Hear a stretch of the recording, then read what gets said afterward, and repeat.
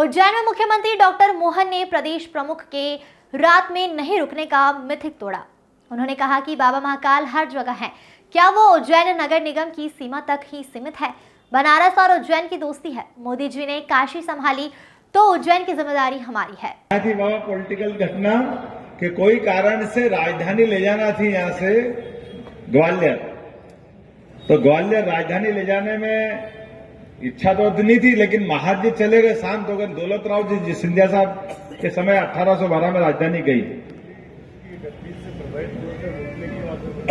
तो उनने क्या समीकरण बनाया? एक तो राजधानी ले गए, दूसरा धीरे से एक मंत्र फूक गया कि भैया यहाँ राजा रात नहीं रहेगा, तो परिवार ही नहीं पड़ गया, कोई आएगा ही नहीं दूसरा कब्जा करने के लिए। ये थी उनकी राजनीतिक रणनीति। अब राजनीतिक रणनीति के हिसाब से हमारे भी जाने अनजाने अपन भी कहते राजा रात नहीं देगा, राजा रात नहीं देगा। अरे राजा तो बाबा महाकाल है, हम तो सब बेटे हैं उनके, क्यों रात नहीं देंगे? बाबा महाकाल के बाल बच्चे हम हैं। अगर हम उनके बच्चे हैं तो, और अगर बाप को मारना है तो दुनिया की कौन सी ताकत महाकाल से बाहर है? क्या नगर निगम के बाहर नहीं रहेगी? ये कैसे हो सकता है? बाबा महाकाल नगर निगम तक ही रहेंगे, ये कौन सी बात? ब्रह्मांड में कहां कोई बच सकता है? बाबा महाकाल ने अगर टेढ़ी निगाह कर ली तो बाबा तो जन्म देने वाले हैं, आशीर्वाद देने वाले हैं। इसलिए बाबा ने कहा डरो मत, तुम्हारे उज्जैन में ही दे देता तो झंझट ही खत्म। आप यही काय का डर है यार? उन्होंने कहा बाबा को ये लोगों का डर मिटाना है। अपन खुश है कि अपन लाए। उनने कहा लाए नहीं दादा, मैं तो तुमको दे रहा हूं।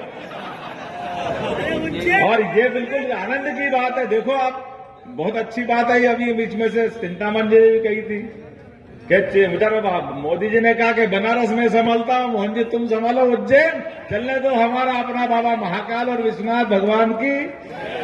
और हमने तो ये सिलसिला चालू रखा है, आज नहीं पिछले 5 साल से हमारी दोनों की बनारस और उज्जैन की एक दोस्ती चल रही है।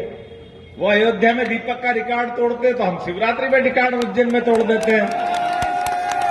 हमारा लाखों का रिकॉर्ड बनता रहता है, उस रिकॉर्ड को हर बार तोड़ते हैं, क्योंकि हमारा अपना ये जो आनंद है, इस आनंद को देवस्थान के आधार पर संस्कृति को समझाने का भी तरीका होना चाहिए। और ये बात सही है कि लोग अपने हिसाब से मुख्यमंत्री कहेंगे ले तो मैं तो मुख्य सेवक के रूप में ही काम करूंगा, मुझे ध्यान में आएगा कि मैं प्रदेश का मुख्य सेवक हूं। और काम के मामले में परमात्मा की दया है। मैंने कलेक्टर से कहा कि घर बाद में जाऊंगा, पहले केडी गेट का रास्ता दिखाना, बहुत दिन से काम अधूरा पड़ा है, उसका निराकरण करना है।